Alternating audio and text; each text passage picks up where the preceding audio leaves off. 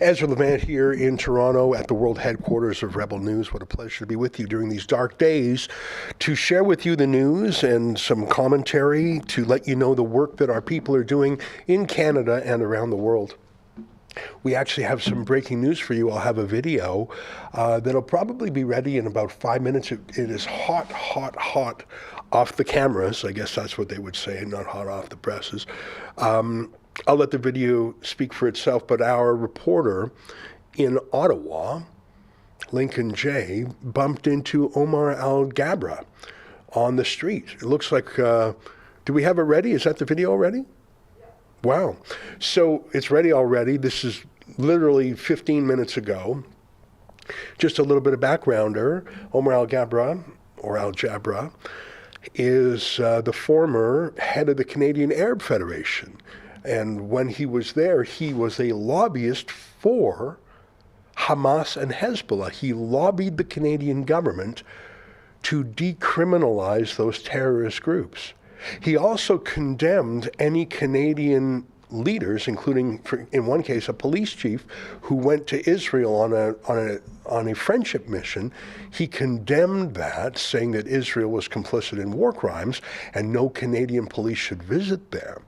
Bizarrely, he was appointed to Justin Trudeau's cabinet, but it's not bizarre at all, because Trudeau made the explicit decision to court that vote. He can't balance a budget, but he can add the math up for votes.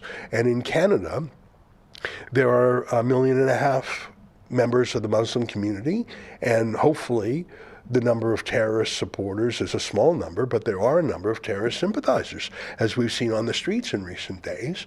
So Omar Alghabra was immediately appointed to cabinet and given senior positions. Well, our friend Lincoln J. bumped into Omar Alghabra on the streets today and asked him a very simple question. Would he condemn Hamas? Watch the answers.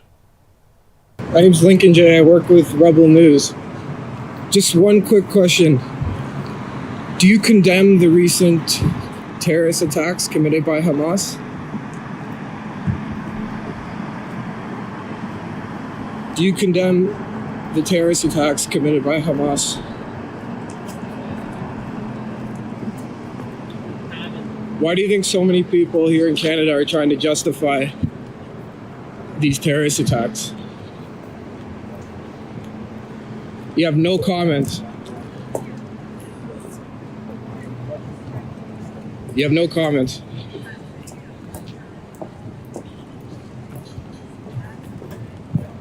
Hey.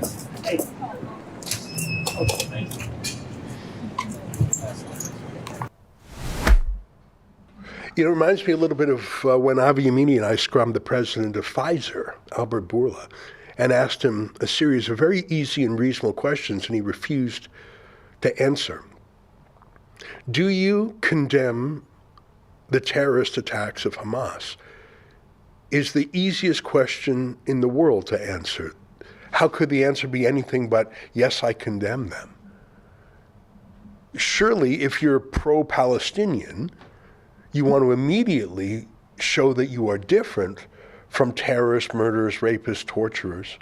Surely you want to be reasonable, because even if you yourself are not that reasonable, you're part of Justin Trudeau's cabinet. Actually, I think he might be a former cabinet minister. I'm not sure what his position is now. We had on the screen there that he's a former transport minister. I know he's the MP from Mississauga Centre. I find that incredible. There was no misinterpreting the question. It was repeated several times. He obviously heard it.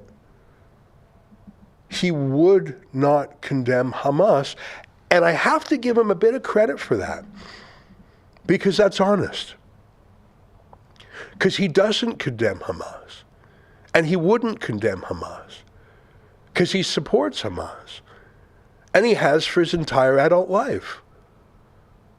You know, I made a video almost 10 years ago. Do you have that video I made, Olivia? And this was when Rebel News was very young. It was, I think, in our first year. So we were just a few months old, and you can tell I had more hair back then and less gray hair. And I was shocked when Trudeau appointed Omar Alghabra to cabinet, but that is one of the ways Trudeau won. He courted the pro-Hamas vote. Here's a video I did 9 years ago. I'm not sure if I'll play the whole thing, but I'll give you a sample of it, and I'll show you proof that he has literally been a lobbyist for Hamas and Hezbollah to get those two terrorist groups decriminalized in Canada. Take a look. Dangerous news. Justin Trudeau just appointed a Saudi-born extremist, Omar Alghabra, to be parliamentary secretary to the foreign minister. He's now in charge of Canadian consular affairs, our consulates around the world. With thousands of Syrian migrants flooding into Canada and the risk of Islamic terrorism at an all-time high, this is a recipe for disaster. You see, Omar Alghabra says that terrorist groups like Hamas and Hezbollah are not actually terrorist groups. He doesn't think they should be illegal in Canada. He doesn't think Canadian journalists should even be able to call them terrorists. He even opposes having a Canadian no-fly list. Just curious, because he himself was once stopped by U.S. agents when he wanted to fly to the States. And this guy is now in charge of Canadian consular affairs. He's the deputy, really, to the foreign minister. He's an official parliamentary secretary. Oh, but boy, does he hate Israel. He's pathological about it. He doesn't even think Canadian officials should visit Israel. He doesn't think Canadian officials should even participate in a Jewish charity walk in Toronto. He thinks Israel is, quote, cruel and brutal. Outrageous? Here, I'm going to give you the facts proving every assertion I've just made and more. Omar Alghabra was born in Saudi Arabia to Syrian parents, so basically the two most fascist, pro-terrorist places in the world. Now, it's possible that he couldn't wait to get out of there and come to Canada and embrace our values of liberty, equality of men and women, separation of mosque and state, things like that. But no. Once in Canada, he ran the Canadian Arab Federation, a group that is so anti-Semitic, it had its government funding cut off. They sued, but the courts ruled that, in fact, it was reasonable to call them anti-Semitic. Here, let me quote the Federal Court of Appeal. Quote, there are mixed views about what constitutes anti-Semitism and whether the Federation's conduct could be perceived to be anti-Semitic. The federal court found the record was replete with articles and statements that supported the minister's characterization of the Federation. Yeah, you think? I said he doesn't think terrorist groups should be illegal. Here's proof. Here's Omar Alghabra's press release opposing the criminalization of terrorist groups like Hamas and Hezbollah. This is the man Justin Trudeau thinks will protect us. I said Alghabra doesn't think journalists should even be able to call terrorist groups terrorist groups. Here's proof of that. Here's his announcement declaring that he was taking a Canadian newspaper chain to the press council for the newspaper daring to add the word terrorist into wire stories to describe terrorists. Yeah, Alghabra isn't on Canada's side. A few years ago, Ontario police chiefs wanted to go to Israel to study counterterrorism from the people who do it every day.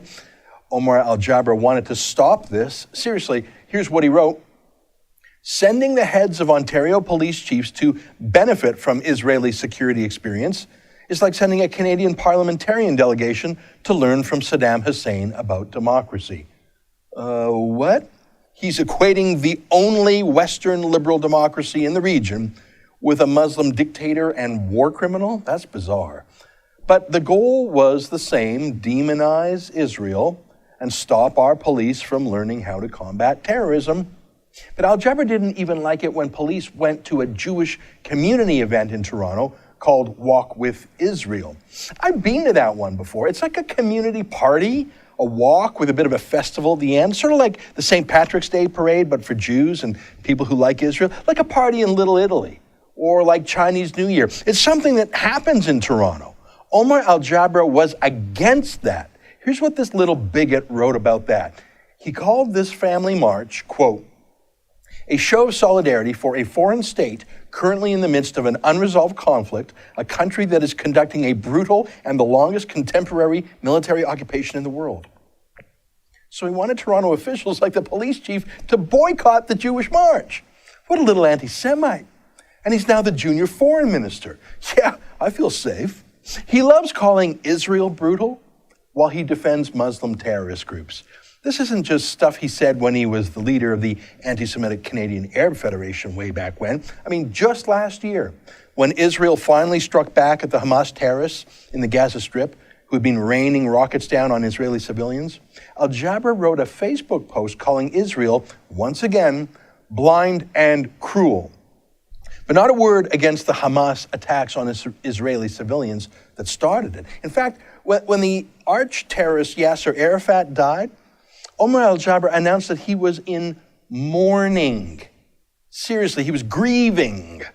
Alghabra has been a senior organizer for Justin Trudeau. His job description was one line long: get every Muslim in Canada to vote for Trudeau. So anytime Trudeau went to a city, he would visit the mosque. Occasionally, he'd visit a synagogue or church too, but more frequently, there was a mosque visit, almost always without media presence. No mosque was too extreme for him. He even went to the Wahhabi mosque in Montreal, the one funded by Saudi Arabia, fingered by the Pentagon as a recruiting mosque for terrorists. Here, listen to Trudeau boast about that. I spend a lot of time running from the Bangladeshi to the Pakistani to the Maghrebian to the Asuna Wahhabi mosques. I cover all the different communities. It's incredible what Alghabra got Trudeau to do, even to dress up like a medieval desert tribesman. Trudeau prayed a Muslim prayer called the Shahada, which under Sharia law is the requirement to convert to Islam. Now, I don't believe that Trudeau converted to Islam, but Alghabra knows what symbols to use, like this picture of Trudeau's mother and wife wearing hijabs. Well, the campaign worked, and Alghabra, after the election, was given his reward. And now Trudeau says he'll immediately withdraw our CF-18 jets from the Allied coalition against the Islamic State terrorists. And Trudeau says he'll repeal the law stripping Canadian citizenship from convicted terrorists who were dual citizens. And Trudeau says he's in favor of Muslim women wearing face-obscuring niqabs in citizenship courts. But what's next, now that Alghabra is a junior foreign minister himself? How will Syrian migrants to Canada be vetted? Will Alghabra's view that Hamas and Hezbollah aren't really terrorists, will that view govern how we vet Muslim migrants? What role will Alghabra have in making those decisions? After all, he's in charge of the consulates. How about our relations with Muslim extremist countries? Here's what Alghabra told Al Jazeera before the election. He said, quote, "On the issue of Iran, Trudeau has clearly stated that he is for engagement. He's also criticized Harper's government policy as being unhelpful in the Middle East and said that it ceases to be useful." Is Alghabra pressuring Trudeau to renew diplomatic relations with Iran, to cool relations with Israel? How about creeping Sharia law here in Canada? In an Arabic interview, Alghabra once said, and I quote, "Unfortunately, the majority of Muslims remained silent during the research of this law and abandoned the field to a dissenting minority of Muslims, which had a louder voice. As a result, this plan ended in failure. The problem was not a stand taken by non-Muslims against Muslims, but it was we Muslims who were divided among ourselves and disunited in our ranks." Omar Alghabra wanted Sharia law. What other advice is Alghabra giving to Trudeau about Sharia law, about anything? Omar Alghabra is not a Muslim moderate. He is a Muslim supremacist who hates Israel, opposes anti-terrorism work done by our police, and even tries to censor Canadian journalists. He says it's unfortunate Sharia law isn't in effect here. When Justin Trudeau promised real change, I'm not sure this is what most Canadians thought he meant. If you're concerned about Omar Alghabra being in charge of Canadian government. And yeah, it's a bit long, but I wanted to show you the evidence I had. I guess that was 8 years ago now. He was so anti-Semitic, he had his funding cut off by the government. He went to court, and the court said, no, you did some things replete. The record is replete with anti-Semitism. He literally tried to get Hamas and Hezbollah legalized. That would be like someone trying to get the Hells Angels legalized or the mafia legalized. What are you doing? And then to take that man and to put him in a cabinet. And he's been there for 8 years. Like, even just to deceive, even just to help his boss. Why wouldn't he say something like, I condemn all violence? How easy would that be to say? Or, yes, I condemn those attacks, And I stand with the rights of civilian. Like he could have even said something pro-Palestinian. He could have said, I condemn Hamas and I also care about Palestinians or something. I don't know. It's not my job to come up with words for him. But there are many words he could say to condemn murder, rape, torture, terrorism, but still express his solidarity with Muslim people, with Arab people, with Palestinians, with the people of Gaza. Play the clip again. Play Lincoln's asking of the questions again. It's just, would you be silent if someone said to you, will you condemn rape and murder 3 times? Would you be silent? Take a look. My name's Lincoln J. I work with Rebel News. Just one quick question. Do you condemn the recent terrorist attacks committed by Hamas?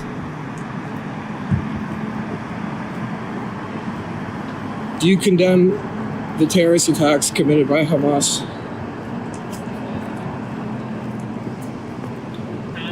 Why do you think so many people here in Canada are trying to justify these terrorist attacks? You have no comments. You have no comments.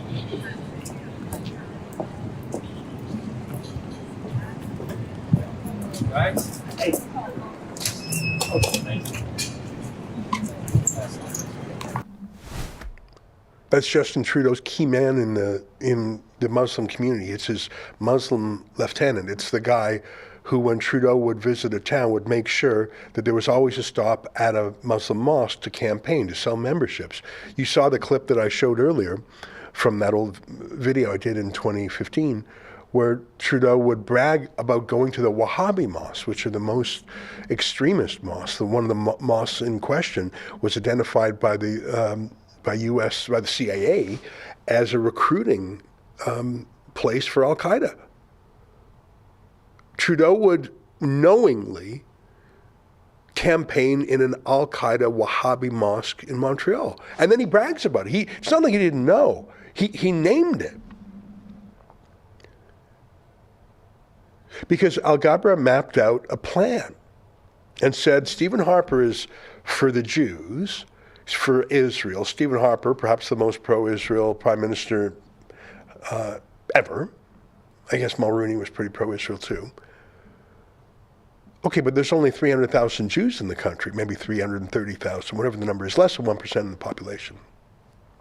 But the Muslim population is at least 1.5 million, maybe closer to 2. So it's 5 times larger. And they're not all Canadian citizens yet, but they will be in a year or two. And you're not going to outbid Stephen Harper for the Jewish vote, but you've got the Muslim vote all to yourself. I suppose Jagmeet Singh might try and compete for it, but you'll just go harder and further. And the way to do that is by literally signing up the anti-Semitic former boss of the Canadian Arab Federation, so anti-Semitic that he lost his funding because the federal court said, yeah, this guy's just so anti-Semitic. So anti-Semitic, not just anti-Semitic, it's one thing to hate Jews. But this guy wants to legalize terrorist groups. Imagine being the lobbyist for Al-Qaeda or for ISIS. Well, Omar Alghabra was lobbying for Hamas and Hezbollah. And we just saw what Hamas does. And he refused 3 or 4 times? I think the question was put, will you condemn Hamas? Will you condemn Hamas? Why are people finding it hard to condemn him? I think there were a total of 4 asks in 3 different ways there. And Alghabra just wouldn't say anything. He just would not say the obvious thing. Who wouldn't do that? Especially if you're trying to make a distinction between Muslims and Arabs and terrorists, which is a critically important distinction to make for both sides. It's incredibly important for Muslims and Arabs to say, we are not ISIS, we are not Al-Qaeda. And we may have political goals, but we don't seek to achieve those goals through violent means.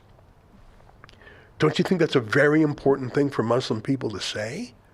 And don't you think that's a very important thing for the other side, for the Israel side, for the non-Muslim side, to know that there is a distinction between Muslims and terrorists. It's critical. If you're having trouble with that paradigm, shift it over to the mafia. One of the most important things in the prosecution of the mob in New York City, I think, was that Rudy Giuliani, the prosecutor, was a loud and proud Italian American. And he let it be known that these are not my people. Rudy Giuliani has many strengths, and he was elected mayor for many reasons, but he made it his personal mission to take out the mob in New York, to prosecute them. And I think it was because he was a brilliant prosecutor and he was a man on a mission, but I think inside his heart, he said, I've got to prove to the world that not all my people are criminal. I mean, obviously, this is so obvious, I don't need to say it, but I'm making an obvious analogy because Omar Alghabra refused to do that. No one's asking him to prosecute Hamas. Well, actually, they sort of aren't. It's against the law in Canada to promote or support or to assist Hamas. It's in the criminal code because Hamas is one of the listed terrorist entities under our public safety minister. If you just Google terrorist list Canada, do you want to do that, Olivia? There's this big list of terrorist groups. Some of them are more active than others. Some of them are very obscure. There's a couple of names put on there, I think, just to sort of plump it up so it's not all Muslim groups. The Tamil Tigers are on there, but just look at that. Just stop right there for a second. You know, Abdallah Azam Brigades, Abu Dinal Organization, Abu Sayyaf, it's just Al-Qaeda, Al-Shabaab. You get the theme here. Now, there is that Shinrikyo, if I'm saying that right. That's the Japanese terrorist group. I don't know if they've even been active in years. So there are some non-Muslim groups on here, but Hezbollah, Hizbul Mujahideen, Hamas. You see it right there? Hamas. It's right in the top third there. It's on there. Islamic State, various versions of that. Now, can you do one more favor for me, Olivia? Could you Google Criminal Code terrorist provisions? If you just type those words into Google, your first hit will be the terrorist provisions of the Criminal Code. So you've got this official list, and then just click on that link there, exactly, and just pump that up. So we just showed the list of entities. Now scroll down a bit. So this is the Criminal Code of Canada, freezing a property. Scroll down a bit because there's 4 words they use in a row on what you cannot do for a terrorist group. A little bit further down. I think it's a little further. Yeah, seizure and restraint property. Keep going.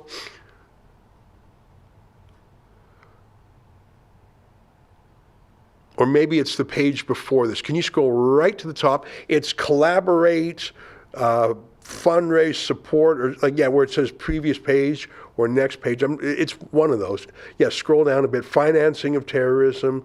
There's 4 words. I just forget. I don't want to guess wrong. It's 4 words like collaborate, support. Let me see if I can find it really quick. I link to them sometimes in my tweets. Criminal Code provisions, terrorism. I just want to, section,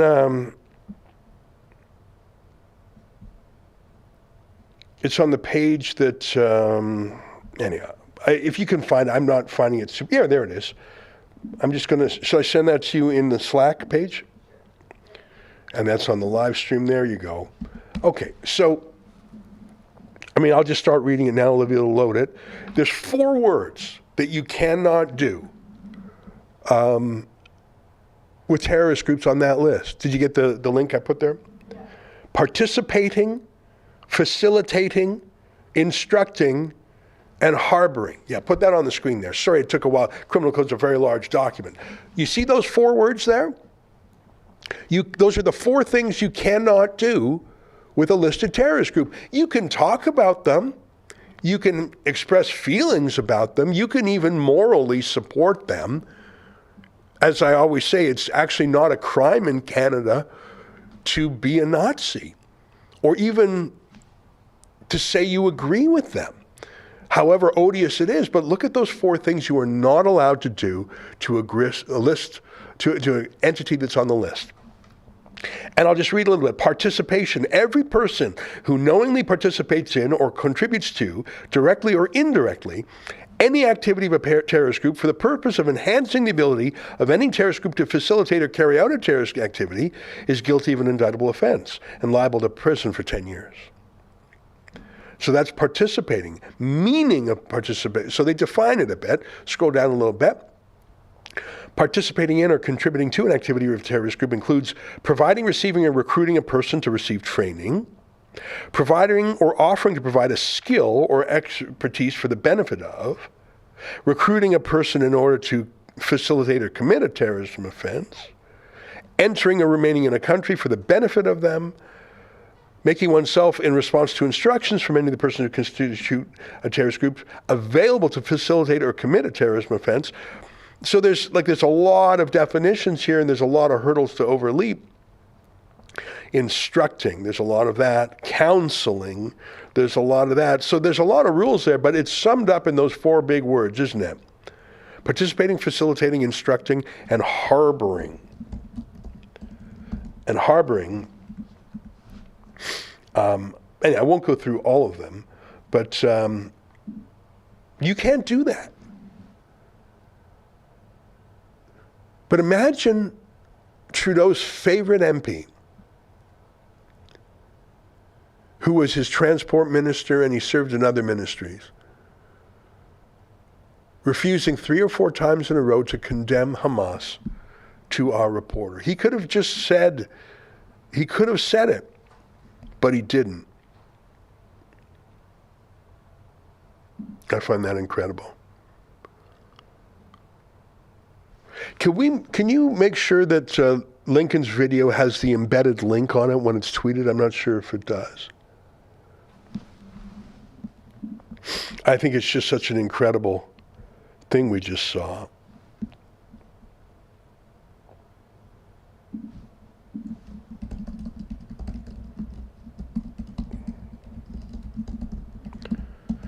That we just got that moments ago. We're showing it to you live. They're not live. It's not live. It was 20 minutes ago now. All right, I want to move on from Omar Alghabra. It's already 1:27. It's incredible.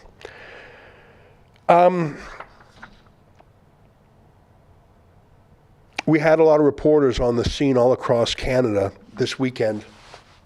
Some incredible interviews.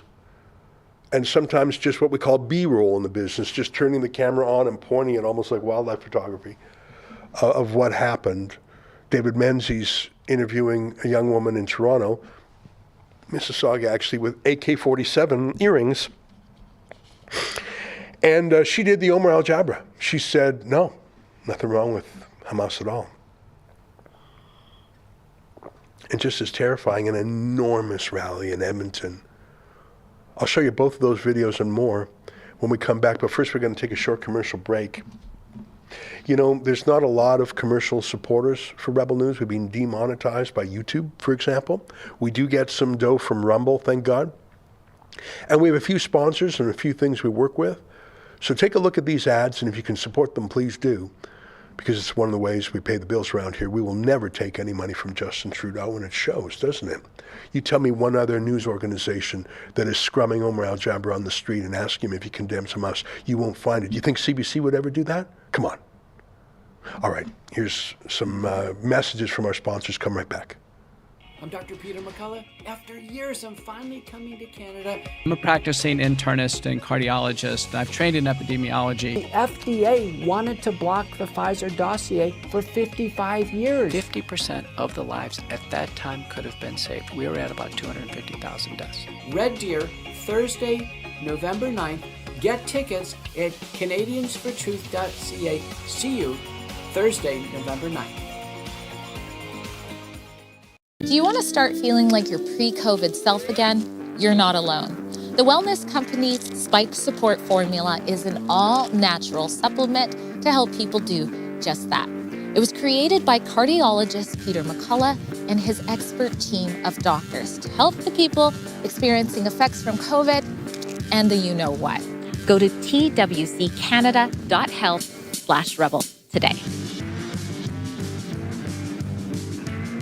Hey, Ben Shapiro here. This November, the Wilberforce Project is bringing me to Canada. If you want to fight the woke machine destroying families, join me in Calgary for my talk, hosted by the Wilberforce Project. Go to benshapirolive.ca for info and tickets.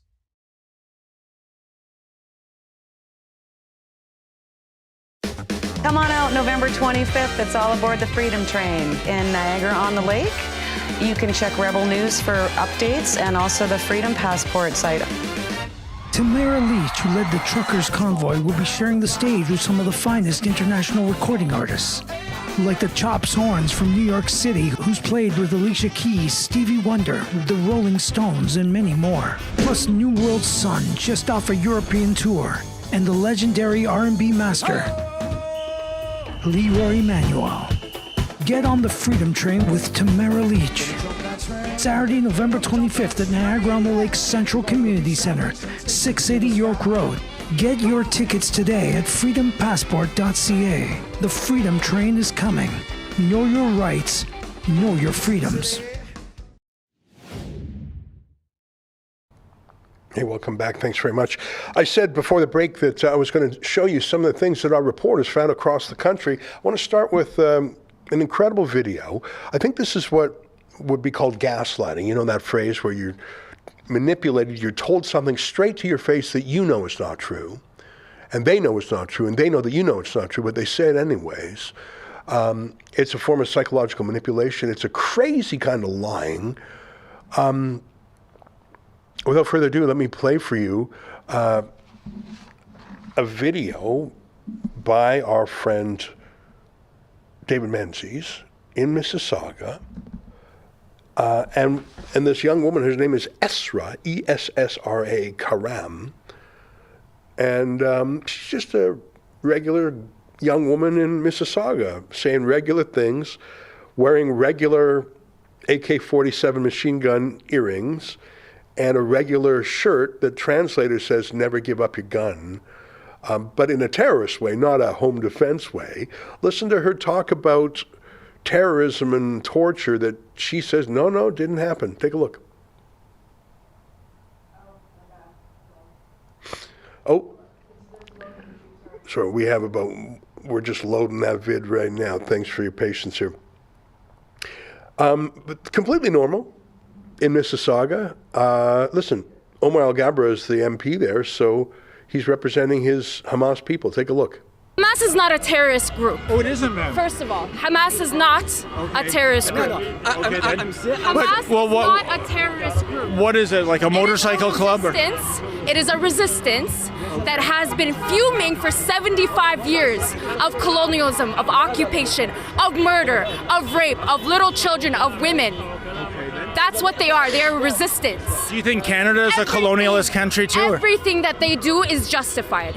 Including what happened last week? Every single thing they have done is justified. Ma'am, there were children murdered, there were babies beheaded. Babies beheaded, really? Please educate yourself.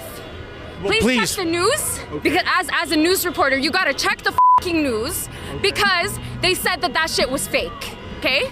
Multiple times.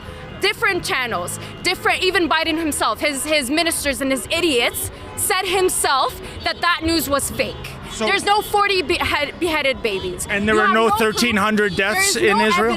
There's no evidence, there's no photos whatsoever. Hamas is a Muslim group. They would never do that because it's against Islam. That's number one. And that's something that they show. Do you really believe that? There is evidence of Israeli women saying that they gave us water, they gave us food, they gave us a place to sleep comfortably. They gave us clothes. They got them to cover up out of respect. This is actual women having interviews talking about when they were hostages or when they were taking in, when Hamas members were coming into their house. These are actual Israeli women saying this is how they were. Even at some point, a Hamas fighter told one of the women, "Can I have a banana to eat?" He asked if he could eat a banana that was in her home. Does that sound like a fucking terrorist to you? Yeah, all those hundreds of videos, most of them filmed by the terrorists themselves, live streaming their murders and killing babies and civilians, kidnapping women to rape them and kill them. But don't you know, one of them asked for a banana. And don't you know that Muslims can't be terrorists, so it's just a moot point. Imagine that. And that's what scares me, is that we've seen tens of thousands of people, Montreal probably the largest, Edmonton very large, Toronto, Ottawa, Calgary, Edmonton, Vancouver, thousands and thousands and thousands of people who simultaneously, like, it's the juxtaposition there that's incredible. She's wearing a shirt with a terrorist saying, "Never give up your gun." She's wearing 2 gun earrings, but she's not just she's not a firearms rights activist. She's not like a Second Amendment American home defense woman. I don't think she has a firearm herself. Her earrings and her T-shirt are in support of the use of violence against Jews, which is in Hamas's official charter. Let's call that up right now, Hamas charter. Hamas is a terrorist organization with a specific goal. And the goal is expressly anti-Semitic. It's to kill Jews. In that way, it's very much like the Nazis, in that it is designed to kill Jews. And it's Islamic in its nature. The word Jews appears again and again in its covenant, 18 times. Let me quote from Article 7 of the Hamas covenant. "The day of judgment will not come about until Muslims fight Jews and kill them. Then the Jews will hide behind rocks, and the rocks and trees will cry out, 'O Muslim, there's a Jew hiding behind me, come and kill them.'" So they're citing the Quran as justification for killing Jews, not Israelis, but Jews. And I won't go through it. Maybe I'll do a special show on this. But Hamas is an explicitly murderous document, not towards Israel or Zionists, but towards Jews in general. And I just saw a moment ago, if you can find it, I just retweeted, Olivia. There's this anti-Semitism conference in Ottawa right now. So it's not about Hamas, it's not about Israel, it's not about foreign affairs, it's just about anti-Semitism. And there are pro-Hamas protesters at the anti-Semitism conference. I mean, as the tweet I just retweeted says, if you're going to protest an anti-Semitism conference, then you're really showing your true colors. Like, imagine going to protest against a conference against anti-Semitism. That would be like protesting against an anti-racism conference. That's just so out there. But why not? Listen, if Omar Alghabra, right-hand man to Trudeau, refuses to condemn Hamas, why should anyone else? Why would anyone else?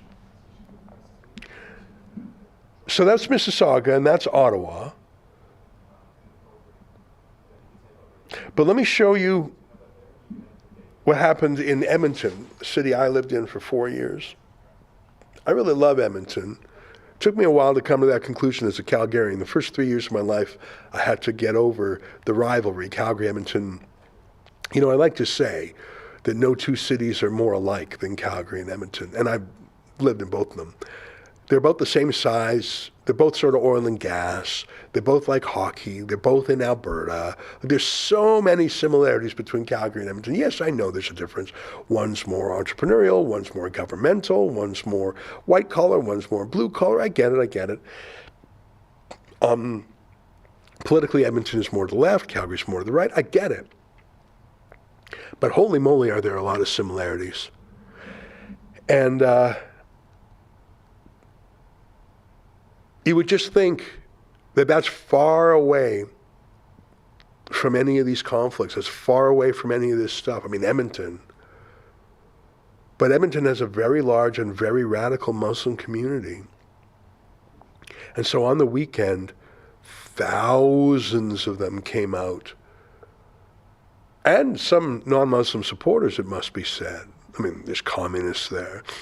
I never stopped getting a kick out of Gays for Palestine because, of course, Hamas is against homosexuality, and the punishment for homosexuality under Hamas is death. Let's play a bit of Sheila's videos. Sheila didn't she didn't interact with them. She sort of filmed them in their natural state. Let's just play a minute or so to show what it was like. Take a look.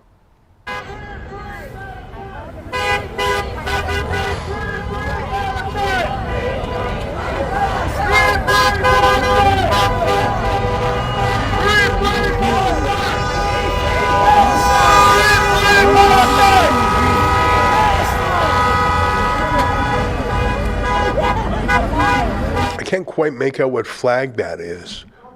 That's a communist flag. I was wondering, what's the Sikh guy doing there? Because he's not Muslim, but if he's a communist, maybe he finds common cause. Let's play another clip from Sheila.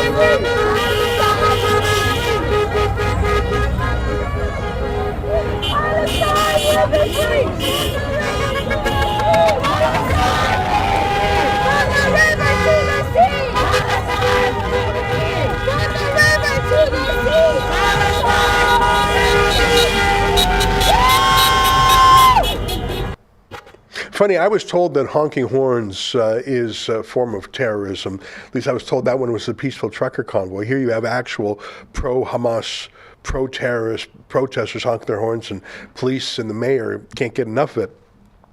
I should say again that chant, "From the river to the sea, Palestine must be free," that refers to the Jordan River and the Mediterranean Sea, and everyone in between must be replaced with a Palestinian state. But that's Israel. So they're not saying there should also be a Palestinian state. They're saying there should only be one state there, and all the Jews must get out, either be killed, raped, exiled, or whatever. That is a specific statement saying every Jew must go. In the original German, the phrase Hitler used was Judenrein, to be clean of Jews, Jew clean. There's a scene in Schindler's List. I haven't watched Schindler's List in decades. I don't want to watch it again. I find it too deeply depressing and terrifying. And by the way, I don't need to watch Schindler's List anymore because it was in black and white. And I can see the Nazis in color on their live streams now when the Hamas terrorists go to work. But there's this one phrase that a Nazi says about a Jewish town that had Jews in it for centuries, and then they were all killed. And the Nazi said, as of today, the Jewish life in this town is a rumor. I remember that. When was Schindler's List out? That's got to be 20 years ago now. Jewish life here was a rumor. And that's what From the River to the Sea means. It's in English instead of in the original German. It's a chant instead of a phrase, Judenrein. And it means Jew-free. That it will be Jew-free. And I'm not sure if it was that young woman, Esra Karam, who was saying Jews should go somewhere else. Someone was saying, and that's how it's been for 2,000 years of exile, I guess. But the Jews are the indigenous people of the Holy Land. For thousands of years before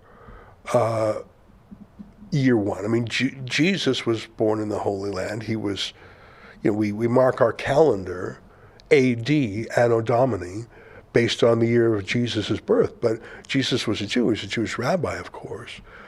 And he was thousands of years after the Jewish religion and Moses and Aaron and came to the Holy Land, Rome invaded, Jesus was there, and then there's the exile, etc.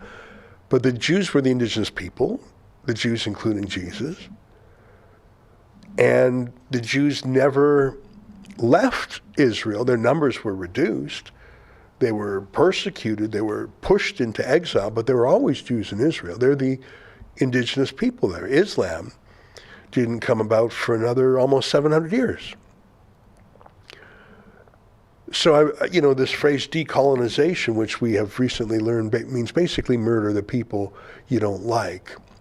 Murder the settlers, that's what they call it, which is a terrifying thing to hear here in Canada. It's also a confusing thing when people who are new immigrants to Canada become radicalized and talk about decolonizing.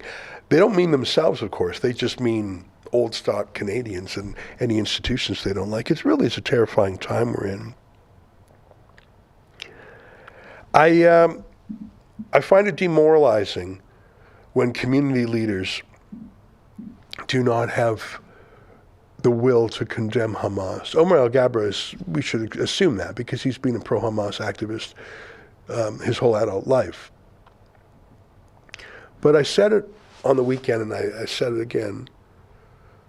Is there a single mosque or imam in Canada who's willing to publicly condemn Hamas without then adding the word but? Is there just one? And I mean that, I'm not saying that rhetorically, I mean that honestly. Is there someone? Is there a single mosque or religious leader in Islam in Canada? And I don't mean a pundit. I don't just mean a pundit.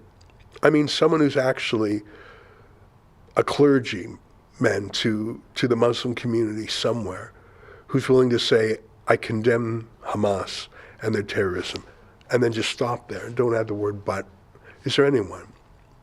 And if the answer is no, or at least no one has been able to provide me with the answer, I think that is a terrifying sign.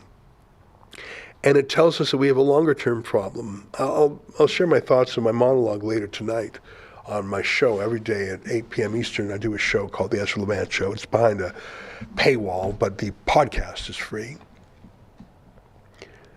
And Israel has some terrible military strategic problems. I think invading the Gaza Strip is going to be like Stalingrad. It's going to be, house by house warfare, booby traps, snipers. I think it's going to be terrible. But what do you do in the end? Are you going to reoccupy it? I don't think Israel could or should. How does that end then? How does it end, especially when young people in Gaza are taught anti-Semitism and violence from an early age? Just like the Red Guard were taught that in Communist China and the Hitler Jugend were taught that in Germany.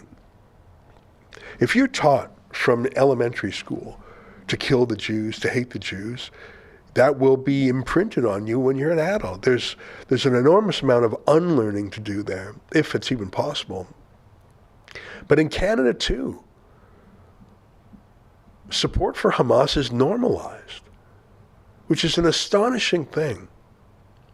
And I think it's coming as a surprise to people who have not looked too closely at academia. Anyone who has paid attention to the woke battles in universities is not surprised.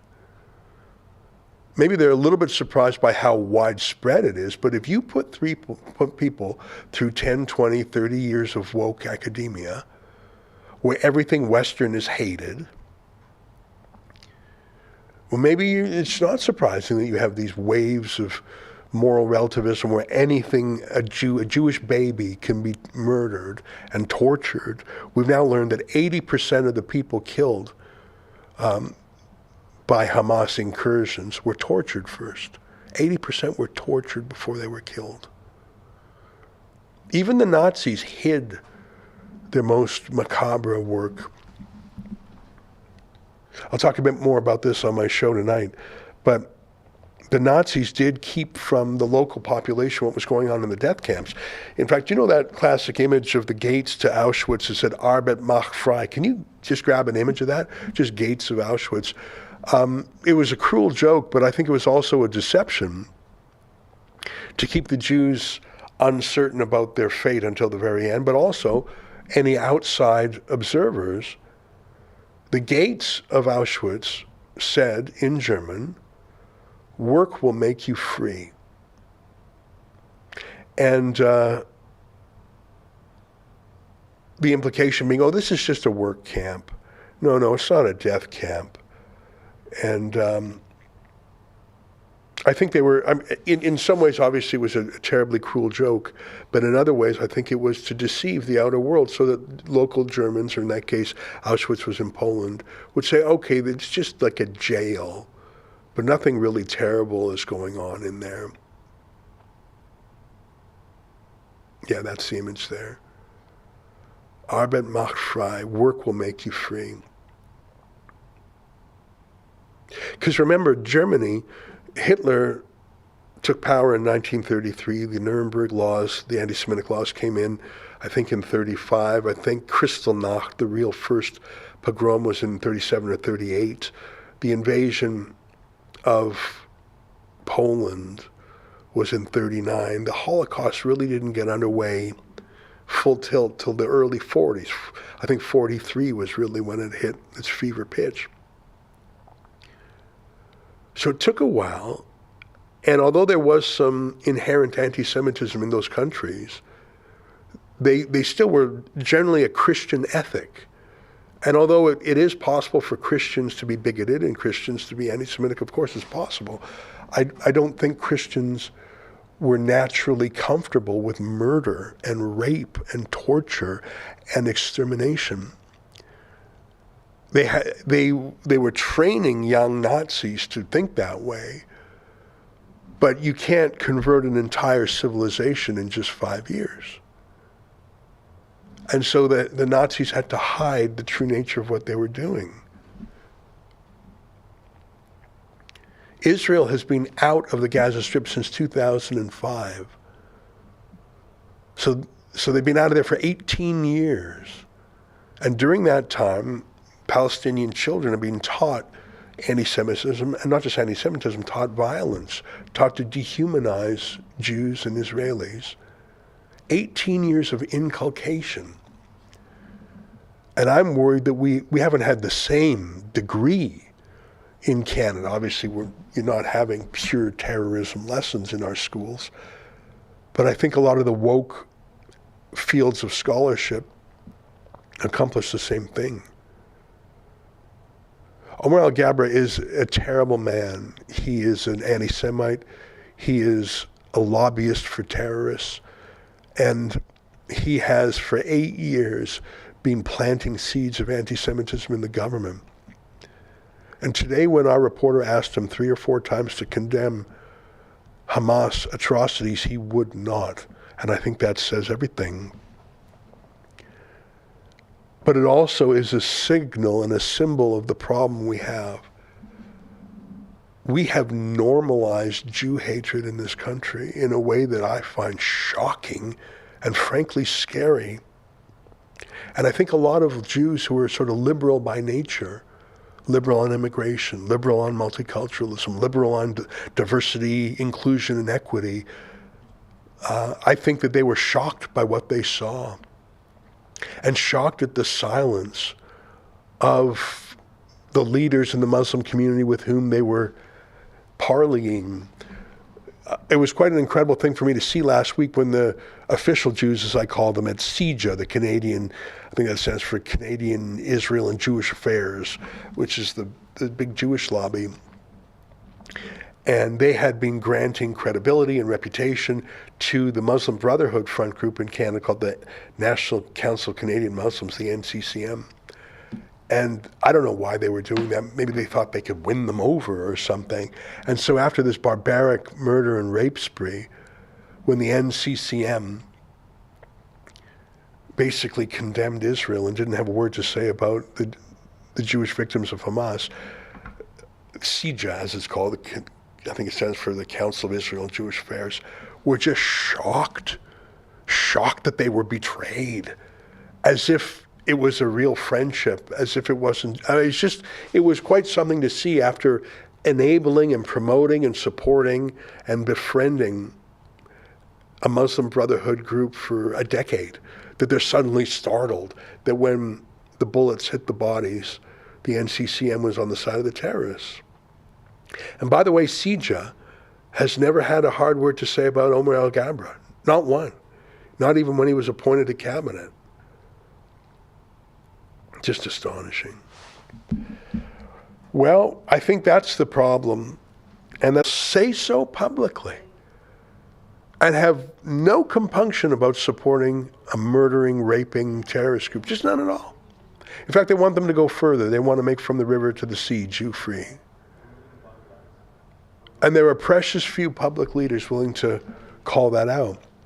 Certainly not Omar Alghabra. The polls suggest that Pierre Poilievre would win an election if it were held today, but there's no election held today. An election is, what, a year off? Perhaps as much as 2 years off.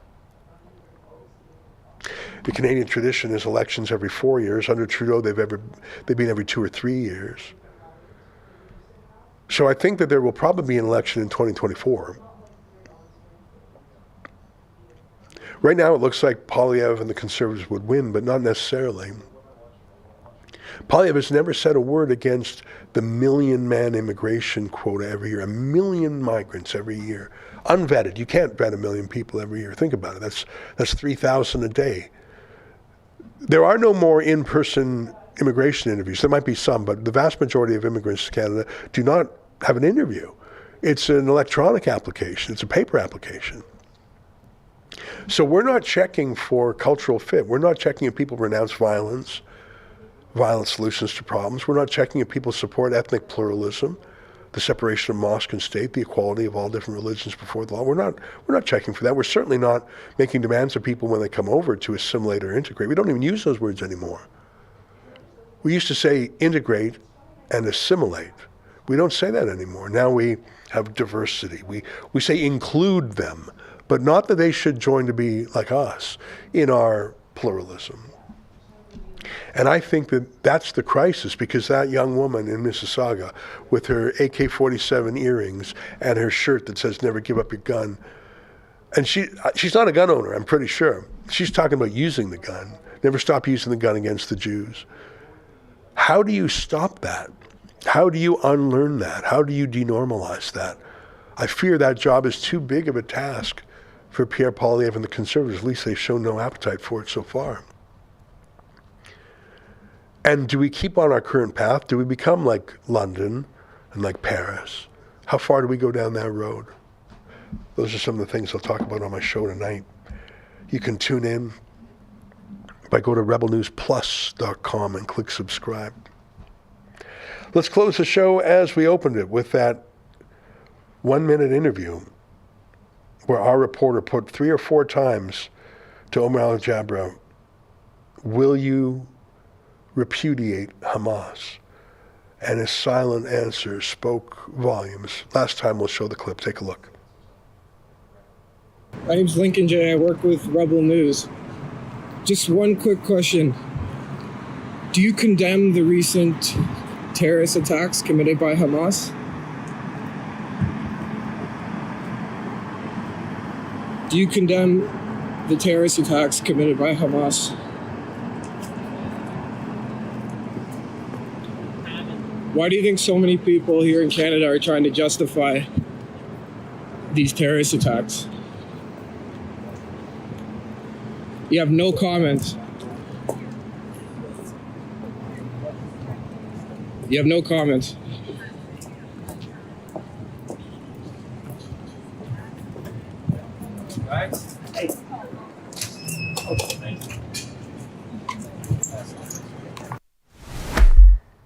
That's Hamas's man in Ottawa. Wouldn't you agree with me?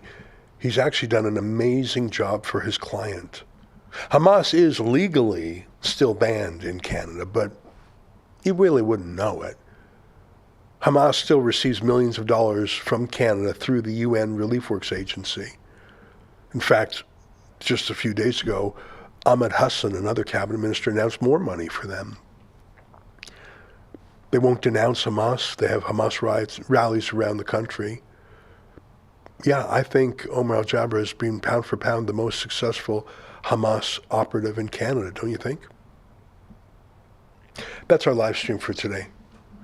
Until tonight, on my own show and tomorrow's live stream, on behalf of all of us here at Rebel World Headquarters, to you at home, goodbye, and keep fighting for freedom. Get down. No. Terrorist, I think. On that side.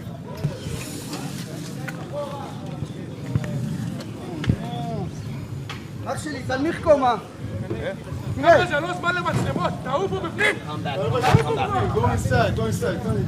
I'm in Ofakim, southern Israel, a border town with Gaza, which last Saturday Hamas terrorists infiltrated and hunted and butchered 50 of their community members, taking some hostage. And we were doing a story about a miraculous police operation that freed 2 after 20 hours. That full story coming to the truthaboutthewar.com.